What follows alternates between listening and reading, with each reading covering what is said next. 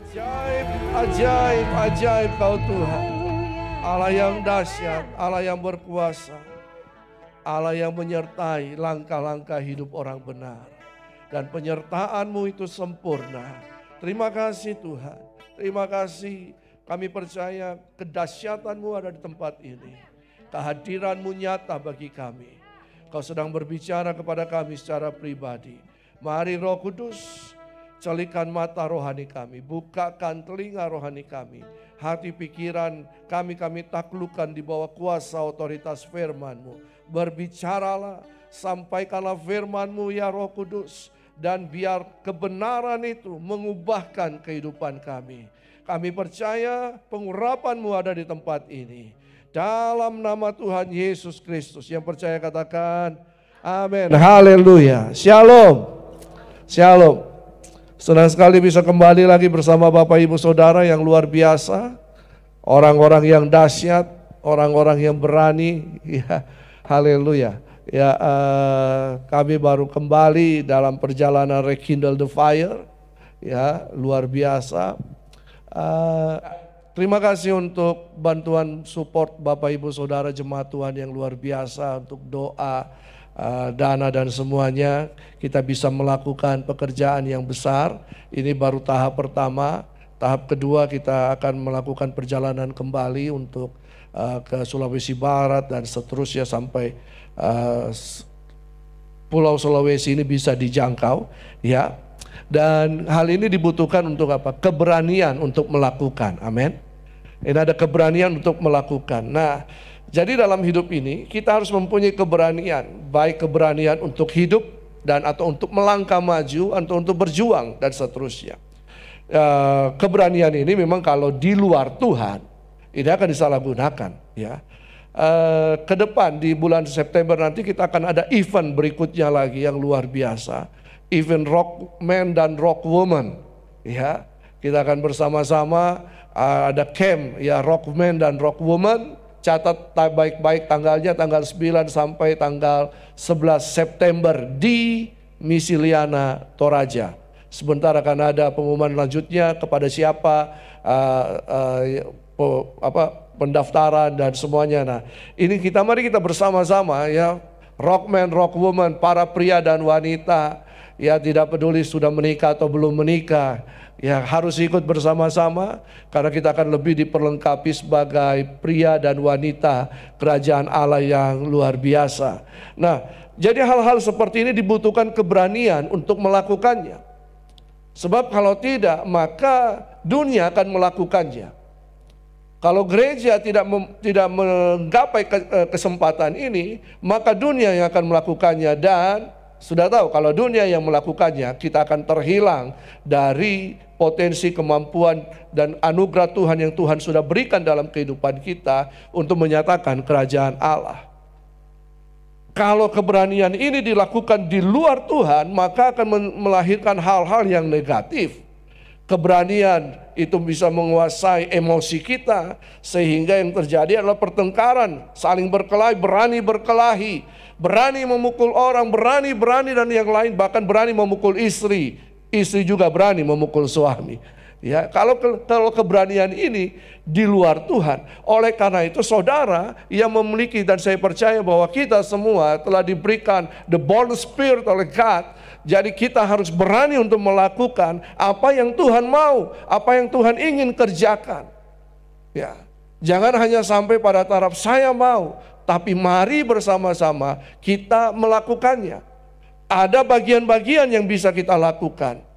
Tidak semua harus berada di depan, tapi ada bagian-bagian yang saling menopang. Bagaikan tubuh Kristus ini tidak semua menjadi tangan, tidak semua menjadi kaki. Semua punya bagian-bagian dalam anggota. Kita bisa mau untuk bisa tampil lebih, tetapi ada bagian-bagian yang Tuhan telah berikan dalam kehidupan kita. Dan ketika kita kerjakan bersama-sama, ini akan menjadi menjadi kekuatan yang luar biasa. Tuhan menciptakan manusia dengan tujuan apa? Keserupaan dengan Dia. Dan dalam keserupaan itu kita memerintah. Kita dalam pemerintahan ini bukan menguasai, tapi kita melayani satu dengan yang lain. Nah, tujuan Allah menciptakan manusia juga, bahwa Tuhan telah memperlengkapi manusia terlebih dahulu, baru memberikan tugas dan tanggung jawab. Kejadian 1 ayat 28 dikatakan, dan Tuhan memberkati mereka. And God blessed them, and God said unto them, be fruitful. Dalam terjemahan bahasa Indonesia dikatakan beranak cuculah. Tapi dikatakan bahwa sebelum Tuhan memberikan tugas, Tuhan telah memberkati. Memberkati dengan apa? Kemampuan Allah diberikan, diinstal dalam kehidupan manusia. Talenta, karunia, hikmat, Tuhan sudah Tuhan berikan. Dan ini merupakan modal dasar, modal awal untuk melakukan apa yang Tuhan ingin kita kerjakan. Yang pertama, kita harus berbuah. Berbuah berarti kita harus berusaha.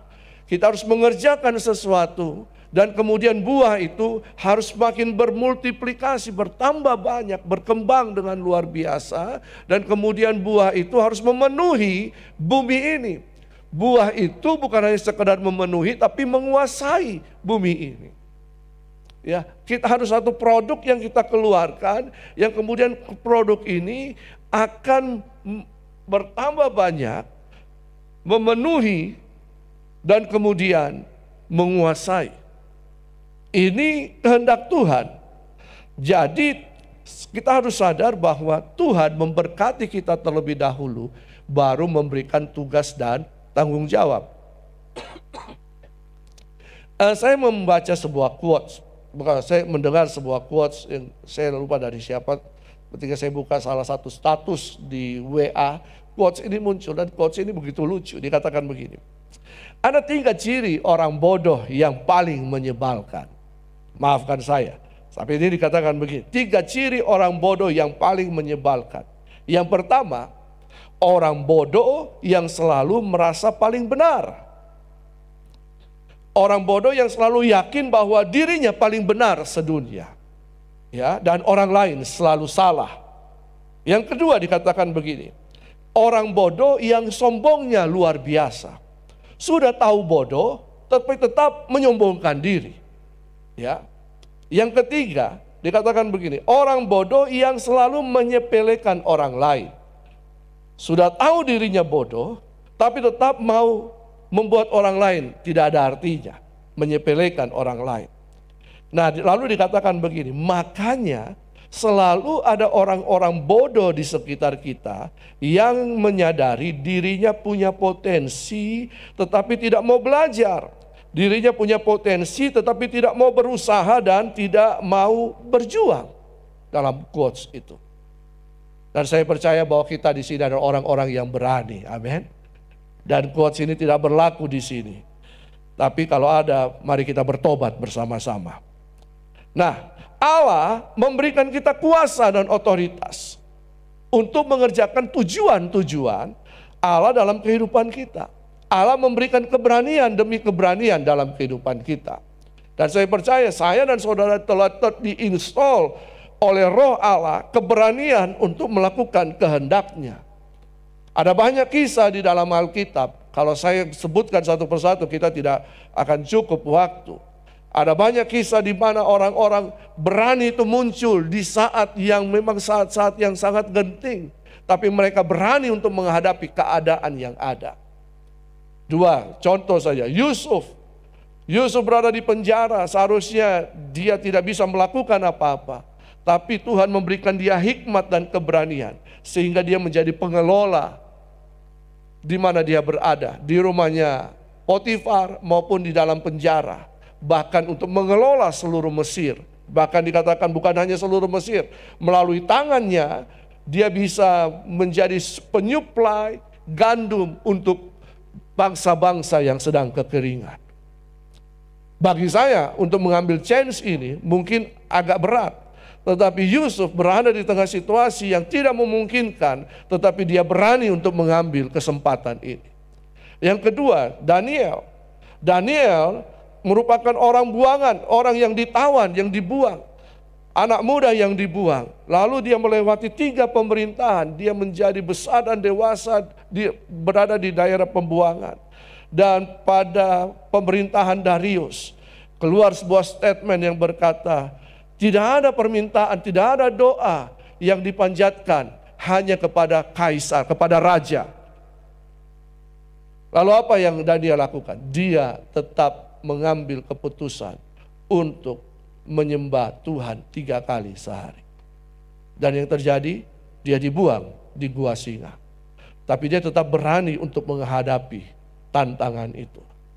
Dan bahkan dikatakan, pagi harinya Raja Darius datang ke penjara, ke gua singa itu dan berkata, Daniel, Daniel, demi Tuhan yang hidup, masih hidupkah engkau? Ya Allah, ya Tuanku Raja, saya masih hidup. Apa yang terjadi? Daniel kemudian lebih dimuliakan lagi. Nah, ada contoh-contoh lagi yang lain. Bahwa Tuhan itu sudah memberikan kepada kita keberanian untuk bertindak masuk dalam rencananya. Amin. Ada contoh-contoh yang lain. Oleh karena itu, mari jangan takut terhadap apapun juga. Karena di dalam Kristus tidak ada lagi ketakutan. Iblis berusaha untuk masuk menyerang kita dengan ketakutan demi ketakutan. Dan kemudian menjebak kita di dalam lubang ketakutan. Sehingga kita tidak bisa keluar dari situ. Tetapi di dalam Kristus tidak ada lagi ketakutan. Di dalam Kristus kita telah diberikan roh keberanian untuk melangkah bersama Kristus. Di dalam Kristus. Karena itu kita tidak takut lagi. Roma 8 ayat 15 berkata. Roma 8 ayat 15. Sebab kamu tidak menerima roh perbudakan yang membuat kamu menjadi takut lagi. Kita tidak lagi dijadikan budak oleh dosa. Ketika kita percaya Yesus, kita dimerdekakan daripada perbudakan dosa. Kita hidup dalam kebebasan, tapi kebebasan yang sesuai dengan kehendak Tuhan. Tetapi kamu telah menerima roh yang menjadikan kamu anak Allah, dan oleh roh itu kita berseru, ya Aba, ya Bapa. Sekali lagi, di dalam Kristus kita tidak menerima roh perbudakan yang membuat kamu menjadi takut lagi. Tetapi kamu telah menerima roh yang menjadikan kamu anak Allah. Posisi kita, identitas kita adalah anak Allah. Bahkan kalau kita membaca Alkitab, kita berada dalam kerajaan Allah, kita adalah perwakilan Allah di muka bumi ini. Kita adalah raja-raja dan imam-imam, kata firman Tuhan. Kita bukan hanya sekedar imam, tetapi kita adalah raja, kata firman Tuhan. Dan coba kita baca bersama-sama. Wahyu pasal yang kelima, pasal yang pertama.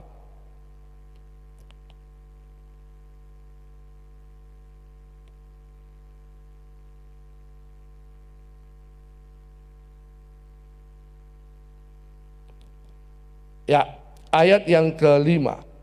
Dan dari Yesus Kristus, saksi yang setia, yang pertama bangkit dari antara orang mati, dan yang berkuasa atas raja-raja di bumi ini.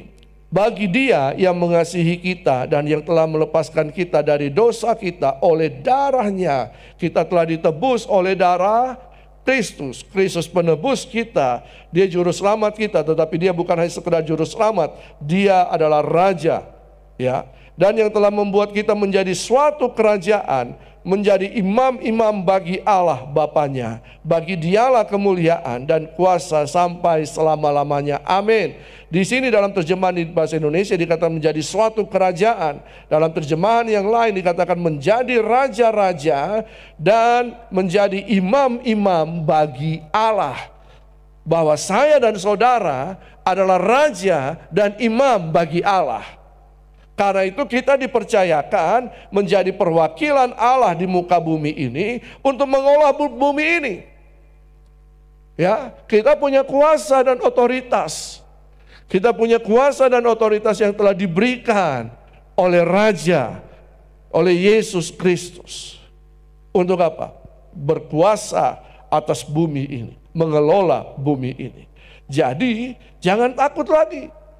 Mari kita bergerak dengan penuh keberanian. Nah, apa yang harus kita lakukan? Bergerak dalam bidang apa? Nah, yang pertama, janganlah takut untuk mengeluarkan segala potensi kehidupan kita. Jangan takut untuk mengeluarkan potensi-potensi hidup. Dalam Kejadian 1 ayat 28, Allah memberkati manusia dan kemudian memberikan tugas kepada manusia untuk menghasilkan buah. Menghasilkan buah. Nah, menghasilkan buah ini berarti ada suatu usaha yang dilakukan. Apa yang ada pada kita yang kemudian kita kembangkan untuk menghasilkan sesuatu. Saudara punya apa? Saya tidak punya apa-apa. Siapa bilang? Ketika Tuhan menciptakan manusia, Tuhan telah menginstall kemampuannya. Tuhan telah menginstall talenta, apalagi karunia, bahkan penyertaan hikmat Tuhan ada. Itu modal awal. Apa yang ada padamu? Kemampuan apa yang Tuhan berikan? Saya hanya bisa bikin kue. Tidak apa-apa. Siapa di sini suka bikin kue? Tidak ada yang katakan. Ibu Mary. Ibu Mary suka bikin kue. Kue apa Ibu Mary? Hah? Banyak. Banyak. Coba pilih satu yang paling enak. Hah? Puding. Puding. Puding Bu Mary. Ini kemampuan yang Tuhan berikan. Ketika kita berusaha untuk mengeluarkan kemampuan kita, menghasilkan puding, itu buah. Setuju? Itu buah. Puding Bu Mary. Lalu kemudian Pak Ardon mencicipi, Ko James mencicipi, Teten mencicipi. Enak.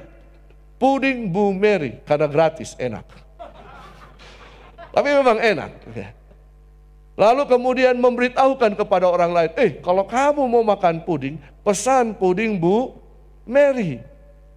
Lama-lama puding Bu Mary menjadi terkenal, menjadi banyak dipesan orang. Betul kan? Ini namanya multiplikasi, bertambah banyak. Tidak cukup dari cuman itu.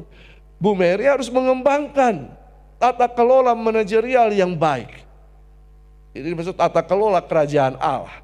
Manajerial yang baik. Sehingga puding Bu Mary akhirnya menjadi terkenal dan memenuhi kota Makassar.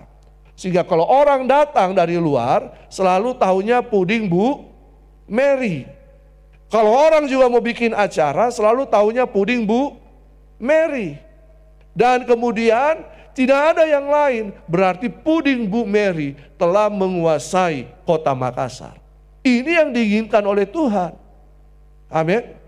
Ini yang diinginkan oleh Tuhan. Coba bayangkan, satu puding Bu Mary bisa meraup berapa tenaga kerja yang ada untuk melakukan puding, membuat puding Bu Mary. Kalau sudah menguasai kota Makassar.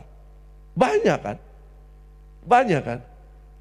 Nah, tujuan keselamatan itu juga mensejahterakan kota. Coba kalau ada 5 orang jemaat di tempat ini yang mempunyai usaha yang kemudian menguasai menaklukkan kota Makassar, maka saya percaya kita sudah menegakkan kerajaan Allah di muka bumi ini. Lewat apa yang Tuhan percayakan. Amin. Jadi bukan hanya melulu materi, kekayaan yang kita kejar. Tapi kita ingat bahwa Tuhan telah terlebih dahulu memperlengkapi kita. Tuhan telah lebih dahulu memberkati kita untuk mengerjakan kehendaknya di muka bumi ini. Makanya tujuan kita bukanlah sorga. Ya, Sorga itu hanya sebentaran tempat singgah saja. Tujuan kita langit dan bumi baru. Tapi selama kita ada di muka bumi ini, mari kita mengerjakan apa yang Tuhan ingin kita kerjakan. Kita harus melakukan kehendak Allah di dalam kehidupan kita. Apapun yang Tuhan mau. Bukan hanya soal kue tadi, mungkin ada bagian yang lain. Ada bidang-bidang yang lain. Mari bersama-sama kembangkan semua potensi, kemampuan kehidupan kita. Nah, yang kedua, bahwa Tuhan juga memberikan keberanian kepada kita untuk apa? Mempersembahkan apa yang kita miliki. Apa yang kita miliki? Ketika kita percaya Yesus, maka hidup kita persembahkan kepada Yesus. Ketika kita percaya Yesus, berarti seluruh kehidupan kita harus persembahkan kepada Yesus. Hidup kita harusnya sudah menjadi milik Yesus. Yesus berdaulat atas kehidupan kita. Ketika kita percaya Yesus, Matius 6 ayat 33 seharusnya terjadi. Matius 6 ayat 33, tapi kamu carilah dahulu kerajaan Allah dan kebenarannya, maka semuanya itu akan ditambahkan kepadamu. Cari dahulu kerajaan Allah, bahwa kerajaan Allah harus menjadi prioritas kehidupan kita. Kerajaan Allah harus menjadi yang terutama dalam kehidupan kita. Kita harus melakukan kehendak Sang Raja. Dalam terjemahan bahasa Indonesia masa kini dikatakan, baiklah kita mengusahakan agar Allah memerintah terlebih dahulu dalam hidup kita. Dan lakukanlah kehendaknya.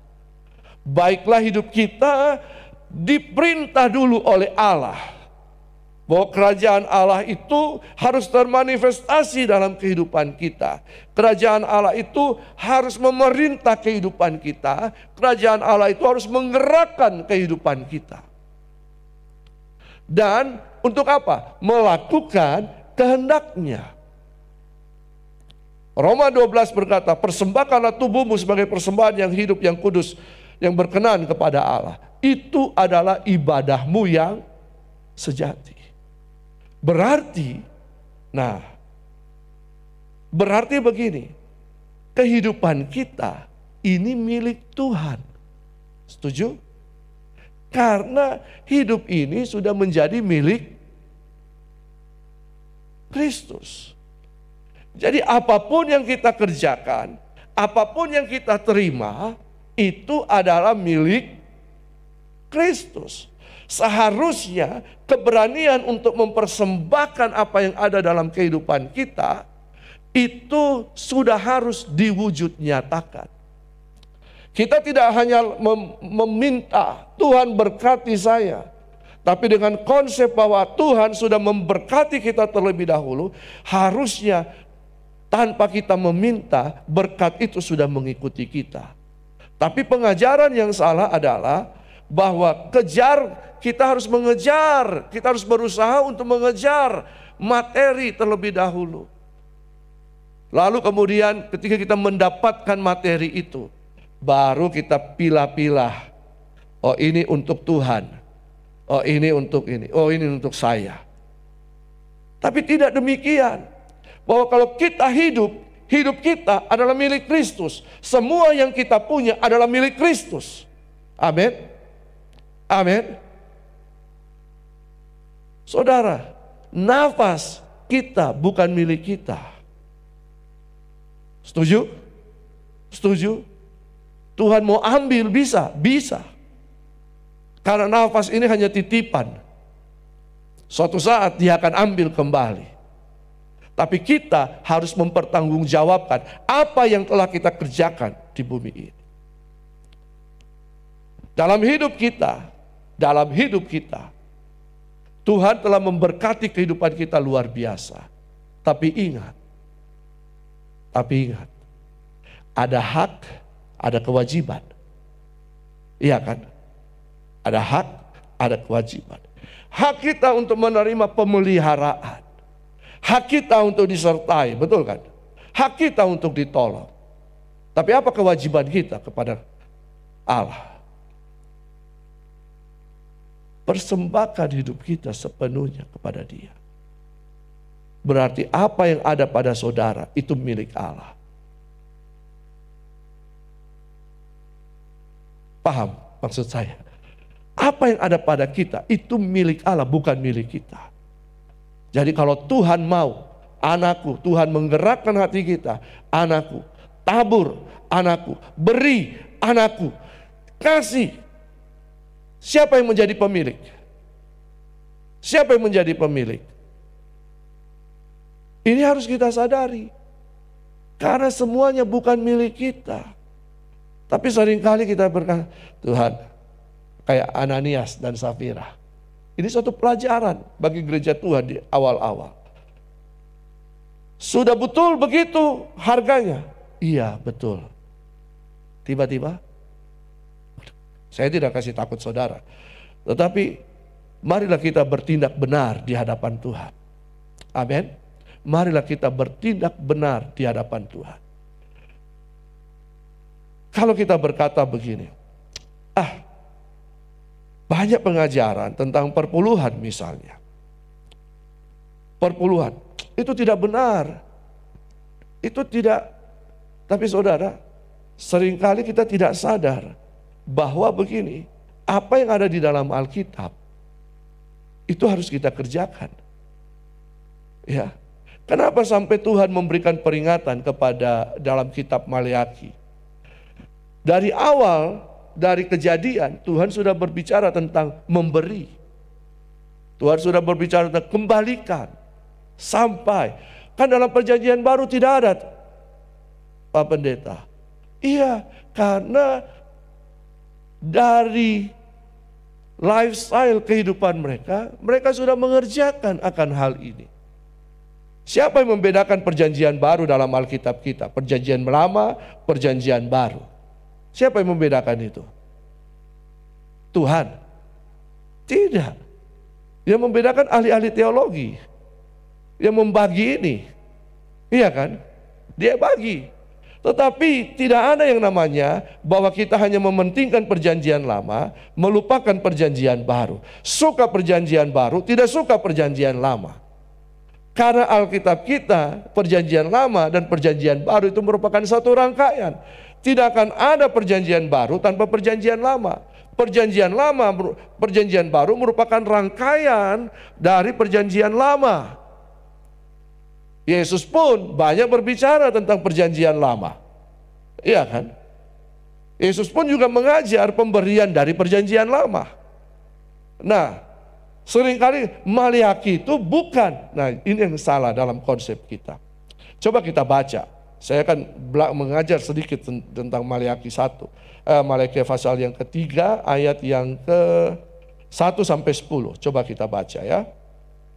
Maleakhi.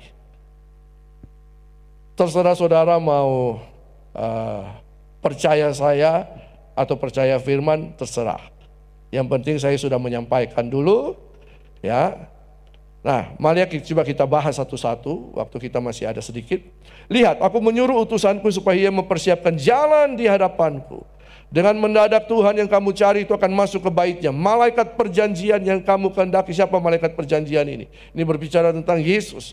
Yang kamu kehendaki sesungguhnya ia datang, firman Tuhan semesta alam. Siapakah yang dapat tahan pada hari kedatangannya? Dan siapakah yang dapat tetap berdiri apabila ia menampakkan diri?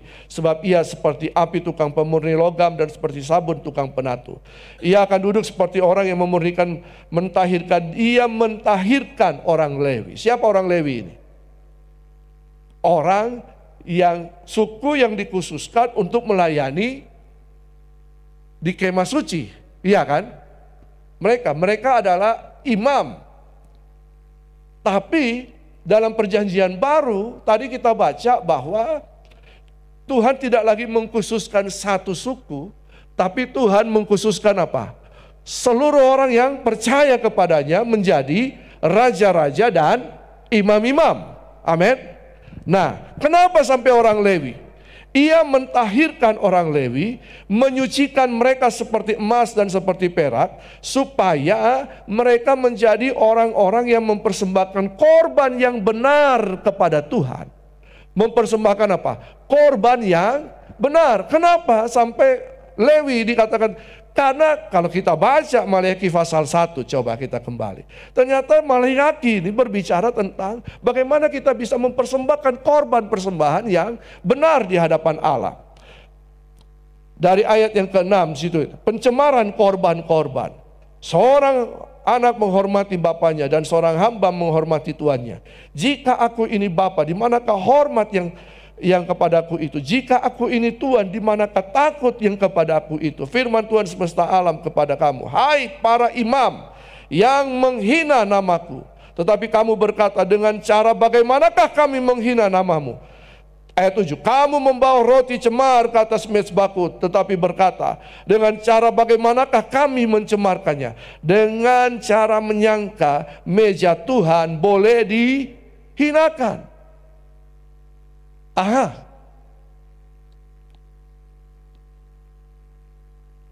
Jadi ini merupakan suatu bagaimana kita mempersembahkan kepada Tuhan. Apakah kita membawa pada Tuhan hanya sisa-sisa? Pasal kita berkata, ku bawa korban syukur ke tempat kudus-Mu Tuhan. Coba kembali lagi, Maleakhi 3. Ya. Maka ayat 4, maka persembahan Yehuda dan Yerusalem akan menyenangkan hati Tuhan seperti pada hari-hari dahulu kala dan seperti tahun-tahun yang sudah-sudah. Ketika imam-imam ditahirkan, disucikan, mereka kembali mempersembahkan korban yang berkenan. Nah, ayat yang ke-6. Bahwasanya aku Tuhan tidak berubah dan kamu Bani Yakub tidak akan lenyap. Sejak zaman nenek moyangmu kamu telah menyimpang dari ketetapanku. Nah, di sini dikatakan sejak kapan? Zaman nenek moyangmu. Berarti Tuhan tidak hanya berbicara pada waktu ini. Tuhan tahu kesalahan-kesalahan yang terjadi. Oleh karena itu di seluruh orang Lewi, para imam-imam diminta untuk bertobat kembali, untuk mempersembahkan yang benar kepada Tuhan. Sejak zaman nenek moyangmu kamu telah menyimpang dari ketetapanku dan tidak memeliharanya. Lalu kembalilah kepadaku, bertobatlah, maka aku akan kembali kepadamu, firman Tuhan semesta alam. Tetapi kamu berkata, dengan cara bagaimanakah kami harus kembali? Bolehkah manusia menipu Allah?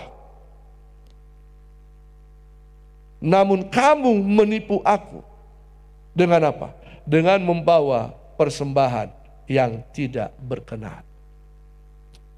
Tetapi kamu berkata, dengan cara bagaimanakah kami menipu engkau? Mengenai persembahan persepuluhan dan persembahan khusus.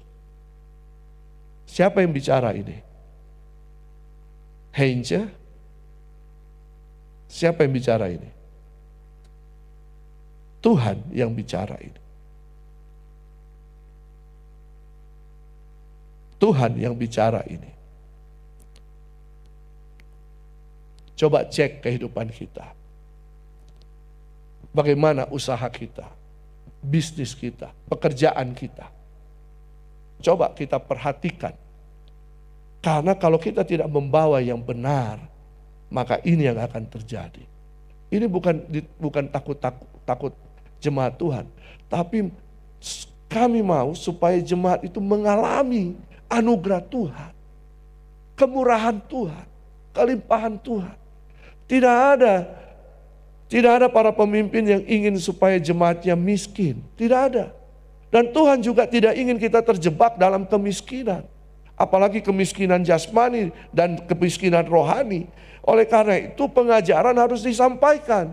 Supaya hal ini bisa mencelikan mata setiap orang untuk tahu Mana kebenaran itu yang sesungguhnya? Mana kebenaran itu yang sesungguhnya? Mungkin ini cukup keras bagi kita. Karena memang selama ini di Rock kita tidak pernah membicarakan persembahan, apalagi perpuluhan. Tapi apakah itu bukan firman Tuhan yang harus diajarkan? Ini firman Tuhan yang harus diajarkan. Terserah saudara mau kembalikan kemana. Tapi kalau saudara percaya ini adalah rumah kita bersama, maka ini firman Tuhan katakan. Kamu telah kutuk, tetapi kamu masih menipu aku. Ya, kamu seluruh bangsa. Bawalah seluruh persembahan persepuluhan itu ke dalam rumah perbendaharaan. Rumah persediaan. Di manakah rumah persediaan itu? Rumah Tuhan. Supaya persediaan makanan di rumahku. Apakah Tuhan kekurangan makanan? Tidak.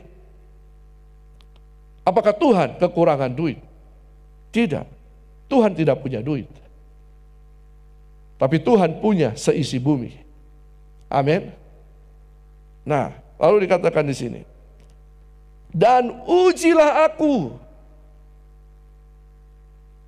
Ayat ini satu-satunya ayat yang mengatakan, ujilah aku. Ujilah Tuhanmu. Uji dia. Uji. Ya. Firman Tuhan semesta alam. Apakah aku tidak membukakan bagimu tingkap-tingkap langit dan mencurahkan berkat kepadamu sampai berkelimpahan. Tuhan tidak mau kita begini. Tuhan tidak mau kita begini. Tapi Tuhan mau kita memberi. Ketaatan kita akan membawa perkenanan Tuhan dalam kehidupan kita.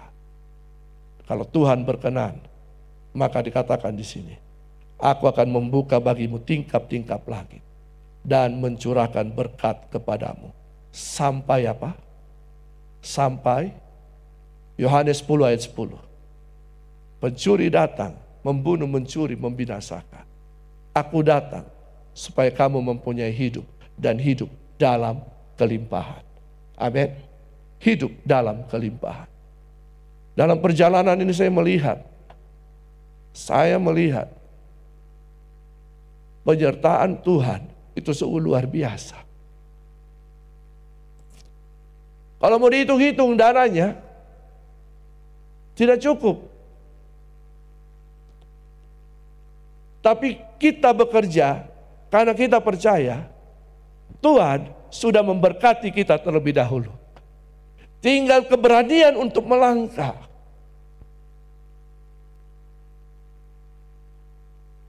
Tinggal keberanian untuk melangkah.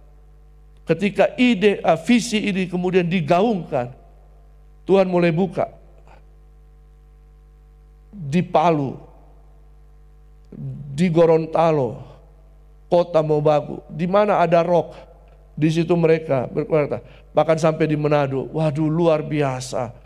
Ya, Pak Robert, Pak Hans ya, saksi mata di mana mereka menyediakan segala sesuatu. Ko Harley, Ceita sebagai saksi mata. Bahkan mereka berkata kepada saya, Pak, panitia surplus Pak. Bahkan uang gereja tidak diambil Pak. Ini dari mereka ini panitia ini. Surplus, tidak ada pakai uang gereja Pak. Tidak ada. Dari mana itu? Dari Tuhan.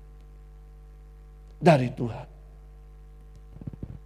Kalau kita berani untuk melangkah, maka Tuhan akan membuka pintu-pintu. Akan membuka. Saya pegang keuangan. Saya hanya mengeluarkan mungkin tidak sampai 15-an juta kayaknya. Ya. Tapi yang lain, aduh, ya tidak sampai 15 sampai 20 juta. Ya, kita sudah prediksi satu kali perjalanan mungkin bisa sampai 50-60 juta. Tidak seperti itu. Karena Tuhan menyediakan. Di Pendolo ada yang berkata, tidak usah keluarkan biaya Pak. Pokoknya kami akan tanggung semuanya. Semuanya kami akan tanggung. kalau visi dikerjakan, kalau apa yang Tuhan mau kita kerjakan, Tuhan akan membuka semuanya. Nah, yang terakhir, mari kita mempersembahkan yang seharusnya kita persembahkan. Ada persembahan umum, ada persembahan khusus, itu persembahan wajib. Yang ketiga, jangan takut untuk memberitakan Injil kerajaan. Amin. Jangan takut untuk memberitakan Injil kerajaan. Di penghujung bulan Juli, tanggal 31 Juli, hari Minggu, pesan Tuhan bagi kita, yang pertama, jangan takut untuk mengeluarkan segala potensimu. Yang kedua, jangan takut untuk mempersembahkan apa yang engkau miliki, yang seharusnya bukan punyamu, punya Allah, Raja di atas segala raja. Yang ketiga, jangan takut untuk memberitakan Injil kerajaan. Mari kita berdoa. Terima kasih Tuhan. Firman-Mu telah disampaikan. Firman-Mu telah berbicara. Tapi biar firman-Mu ketika disampaikan, firman-Mu tidak akan kembali dengan sia-sia. Firman-Mu akan mengerjakan perkara-perkara ajaib dalam kehidupan kami. Terima kasih Tuhan. Terima kasih. Kami bersyukur untuk semuanya ini. Semua karena anugerah-Mu, semua karena kasih-Mu. Bahkan lebih daripada itu, biar penyertaan Tuhan sempurna atas kehidupan kami. Kami hidup oleh firman-Mu.